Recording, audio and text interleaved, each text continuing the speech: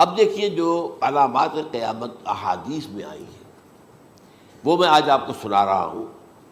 ان کو دو حصوں میں تقسیم کیا جاتا ہے، علامات صغریٰ، علامات کبریٰ. چھوٹی نشانیاں جو درجہ بدرجہ درجہ بدرجہ درجہ بدرجہ حاضر سامنے آئیں گے. ایک ہے بالکل قیامت سے متصل قبل بڑے جو خرق عادت واقعات ہوں گے وہ آئیں گے. اچھا، پہلی چیز کے سلسلے میں حضرت انس رضی اللہ تعالیٰ عنہ سے یہ مروی ہے اور یہ حدیث متفق علیہ ہے. پہلی علامت حضور نے بیان کی قیامت کی علامات میں سے. اب میں لفظ قیامت اسی معنی میں بول رہا ہوں جس میں کہ ہم عام طور پر بولتے ہیں. آپ نے فرمایا علم اٹھا لیا جائے گا، جہالت کا دورہ ہوگا. اب یہ کون سا علم اٹھایا جائے گا؟ سائنس کا علم نہیں، دین کا علم. آج تو ساری قدر و قیمت جو ہے جس کے لیے دوڑتے ہیں لوگ لاکھوں روپے کی فیسیں دے کر، MBA ہو رہے ہیں، یہ جو ہے اکاؤنٹنسی کا پاس کر رہے ہیں، یہ CA کر لیا ہے، یہ کوئی اور جو ہے فزکس میں کہیں کیمسٹری میں ڈاکٹریٹ کر لی ہے، ڈاکٹر بن گئے تو کیا ہی کہہ. اس لیے کہ بڑی چیز جو پاکستان سے ایکسپورٹ ہوتی ہے وہ ڈاکٹر ہیں. جو اتنے بڑے پیمانے پر جو کالج کھلے ہوئے، 3 لاکھ روپے ایک سال کی فیس، 5 لاکھ روپے ایک سال کی فیس. یہ کیوں لیتے ہیں اور کیوں لوگ دیتے ہیں؟ کہ موقع مل جاتا ہے MBBS کر کے. امریکہ کے اندر بھی ڈیمانڈ ہے، ان کے ہاں ڈاکٹر جو ہیں جتنے ہونے چاہیے نہیں ہے، لہذا اور بھی بہت سی جگہوں پر ڈیمانڈ ہے. تو جس چیز کی مارکیٹ میں ڈیمانڈ ہے وہ علم ہے. آج علم کمپیوٹر کا علم ہے یہ. حالانکہ ان میں سے کسی کے اوپر لفظ علم کا اطلاق میرے نزدیک غلط ہے، جہالت ہے. علم وہ ہے جو ذہن کو جلا دے، جو سوچ کو جلا دے، روشنی پیدا کرے، دماغی روشنی، وسعت دے، انسان کے فکر کو وسعت دے، اس کے ذہنی جو ہے جو افق ہے اس کو وسیع کرے. علم تو وہ ہے جو حقیقت کے کیا علم بھی اس سے عطا فرمائے. قرآن ہے، حدیث ہے، باقی اور چیزیں جو اس سلسلے میں آ سکتی ہیں وہ ہے کہ جو قرآن اور حدیث کی سمجھنے میں مومن ہوں اور زیادہ جو ہے اس کے تک فہم کو آسان کر دیں.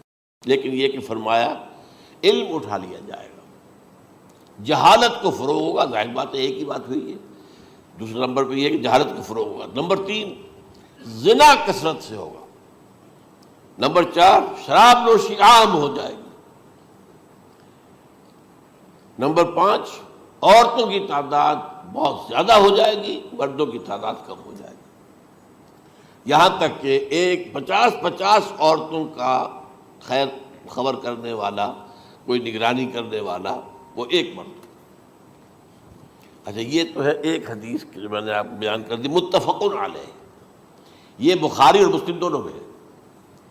دوسری حدیث بخاری کی ہے، اس کو حضرت ابو ہریرہ رضی اللہ تعالیٰ عنہ نے روایت فرمایا ہے. قیامت آئے گی جب امانت ضائع ہو جائے گی. آج ہمارے ہاں امانت کے ضائع ہونے کا جو نقشہ ہے شاید پوری دنیا میں کہیں اور نہیں. جس طرح کے غبن یہاں ہوتے ہیں، جس طرح کک بیکس جو ہے وہ لیے جاتے ہیں. اس غریب یعنی قوم غریب ہے لیکن یہاں وہ امیر بہت بڑے بڑے لوگ ہیں. وہ تو دنیا بھر کے ٹاپ کے امیروں کے اندر اس کا شمار ہو جائے گا. لیکن یہ کہ یہ سب امیر کیسے بنے؟ غبن بلین ڈالرز کا. اب تو اس سے کم کی تو بات ہی نہیں ہوتی. فلاں نے اتنے بلین جو ہے پیسے اپنا جو ہے قرضہ معاف کرا لیا. بھائی کس نے کیا، کون کرتا ہے معاف؟ یہ کسی کے باپ کی جاگیر ہے؟ یہ پیسہ بینک کے اندر حکومت کا ہے کہ حکومت کو اختیار ہو گیا وہ رائٹ آف کر دے ان کے جو ہے ان کی جائیدادیں کرو ضبط. لیکن ہوتا کیا ہے، بینک آفیسر بے ایمان ہے. وہ کہتا تھا 1 کروڑ کا قرضہ لے جاؤ، 10 لاکھ مجھے دے جاؤ، چاہے تم میرے پاس کوئی ڈاکومنٹ جو ہے ایسے نہیں دے سکتے. حالانکہ ہونا چاہیے کہ اتنا بڑا قرضہ لے رہے ہو تو ڈاکومنٹس یہاں پر ہمارے سامنے لاؤ کہ اگر تم نہ دے سکو تو ہم ان ڈاکومنٹس کے ذریعے سے تمہاری جائیداد، تمہاری کوئی جاگیر، تمہاری کوئی اور چیز اس پر قبضہ کریں.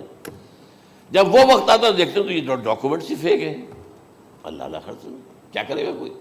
بینک کا باپ بھی واپس نہیں لے سکتا. اور یہ سب کس کی بے ایمانی ہے؟ وہ جو بیٹھا ہوا بینک مینیجر، سارا سودا اس کے ماں باپ ہوتا ہے کہ 1 کروڑ ہے نا، 10 لاکھ مجھے جو 90 تم لے جاؤ. باقی یہ کہ ٹھیک ہے میں تمہارے جو ڈاکومنٹس تم پیش کر رہے اس میں کوئی اعتراض نہیں کرتا، بس جاؤ. اور نمبر 2 حکومت نااہلوں کے سپرد ہو جائے گی. یہ ہے امام بخاری کی روایت کردہ روایت جو حضرت ابو ہریرہ سے۔ مسلم شریف میں ابو ہریرہ رضی اللہ تعالیٰ عنہ سے ایک اور روایت ہے، مال عام ہو جائے گا یہاں تک کہ زکوٰۃ قبول کرنے والا کوئی نہ ہوگا۔ یہ بات وہ ہے جو آج سعودی عرب اور یو اے ای کے اندر آپ کثرت سے دیکھ سکتے ہیں۔ دولت جو ہے وہ ریل پیل، ابھی تھوڑا سا آیا ہے معاملہ خاص طور پر دبئی میں، کیونکہ وہاں بہت زیادہ کنسٹرکشن ہو رہی تھی، تو پوری دنیا میں آپ کو معلوم ہے کہ جو ریئل اسٹیٹ کہلاتا ہے اس کا حال بہت پتلا ہے، لیکن وہاں کے دولت ریل پیل ہے ہر جگہ پر۔ اور سب سے اہم متفق علیہ روایت، متفق علیہ کیا، وہ تو حضرت عمر سے بھی مروی ہے، ابن عمر سے بھی مروی ہے، ابن عباس سے بھی مروی ہے، ابو ہریرہ سے بھی مروی ہے، عبداللہ ابن مسعود سے بھی مروی ہے رضی اللہ تعالیٰ عنہ اجمعین۔ اور یہ وہ حدیث ہے جسے کہا جاتا حدیث جبرائیل، جسے ام السنہ بھی کہا گیا۔ اس میں جو آخری سوال کیا حضرت جبرائیل نے حضور سے، چوتھا، پہلا یہ تھا کہ اسلام کیا ہے مجھے بتائیے، ایمان کیا ہے، اس کی حقیقت کیا ہے یہ مجھے بتائیے، تیسرا احسان کیا ہے یہ بتائیے، چوتھا یہ کہ قیامت کے بارے میں بتائیے کب ہوگی۔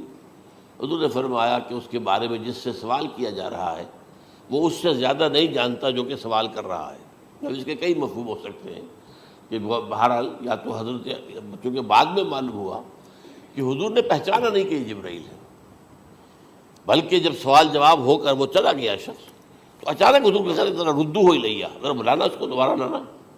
اب جو دیکھا کہ وجود ہی نہیں اس کا، آسمان نے اس کو اچک لیا، زمین نے نگل لیا، کیا ہوا ہے؟ پھر آپ نے یہ جبرائیل تھے جو تمہیں تمہارا دین سکھانے آئے تھے جبکہ تم سوال نہیں کر رہے ہو۔ یہ بڑے بیسک کوسچن تھے، اس لیے کہ دنیا کے ہمارا نظام اسلام پر ہے، ایمان پر نہیں ہے، اس لیے کہ ایمان کو ویریفائی کر ہی نہیں سکتے۔ کیسے پتا ہوگا اس میں ایمان ہے یا نہیں ہے؟